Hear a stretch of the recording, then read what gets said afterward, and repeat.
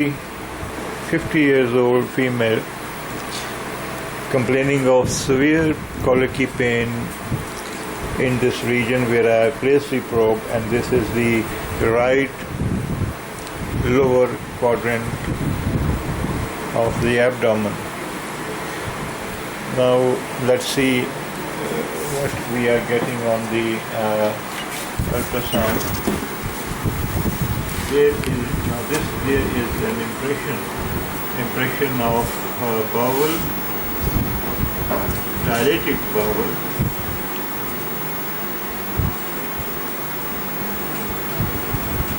This one. Now I'm going to magnify. This is the transverse view of the thickest part of the bowel. You can see that the air is seen within the trapped lumen, in the lumen, and the wall thickness is almost uniform. More than 5, measure 6.4, should not be more than 5.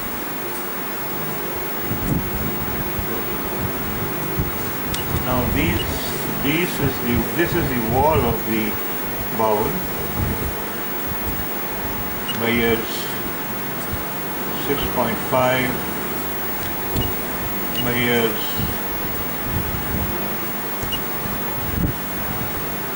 5.3, so it should not exceed more than 5. This is the wall, and this is the lumen of the bowel segment in the right lower quadrant, and these shadows that you are seeing are from the trapped air within the bowel lumen. It measures approximately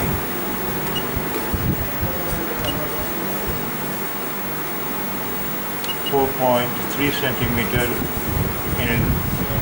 into 2.9 centimeter, and if you see, it is almost giving an appearance. When I will go into longitudinal section, it appears as if this is a kidney.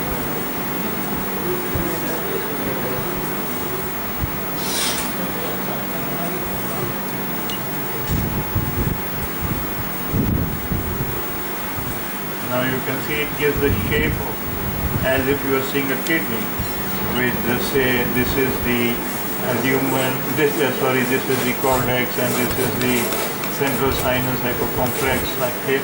So this is almost a reniform shaped area seen. Now it measures 6.0 centimeters in length and 2.5 centimeter in anterior posterior diameter. Now, if you see such renal shape, someone can say that, well, this is an ectopic kidney with these dilated calyces and fluid in it. No, this is a pseudo-kidney sign of bowel mass in longitudinal section. So this is a pseudo-kidney sign of bowel disease in longitudinal section. Now, if I can show you that in transverse section and in longitudinal section, you see a tubular structure connecting with this.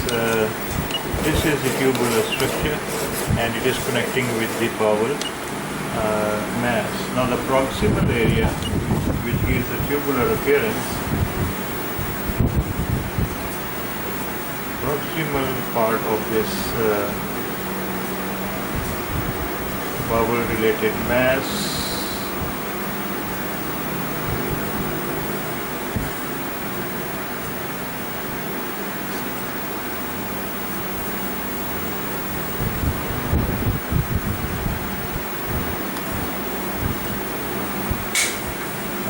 here we see a tubular area connecting with the mass. This is the tubular area. This is the collapsed or a normal bowel, and here you see seems to be entering the this is most probably the proximal ileum. This is the terminal ileum, and it's entering into the large bowel, thus giving us a suspicion of intussusception in the right lower quadrant. As you know that intussusception is more common in female with the ratio of 3 to 2, and in transverse section, if you will see, it will give a rather Dugnet sign of here you see, this is the Dugnet sign, ecopenic center, layers of bowel segment in transverse section. These are layers of the bowel segments, and this ecopenic area surrounded by echogenic linear structures, and then a hypoechoic area, then a linear structure, then a hyperechoic linear structure, rounded structure, and then a hypoechoic wall. This is the wall of the bowel. This is a typical Dugnet sign of bowel disease. In transverse section, you will get this sign in transverse section, and in longitudinal section, it will give you, you will see layers. In longitudinal section, it gives the pseudokidney sign. In transverse section, it gives the Dugnet sign, which means that you see an ecopenic center surrounded by layers of echogenic material, which are the bowel walls. So this is the case of intussusception in the region of the right lower abdominal quadrant. Patient is tented to the probe. There is no fluid seen around, and there is no regional adenopathology seen. So this is a typical case of intussusception. This is the pseudokidney sign, and here is the ecopenic center reared out bowel wall, and it communicates with the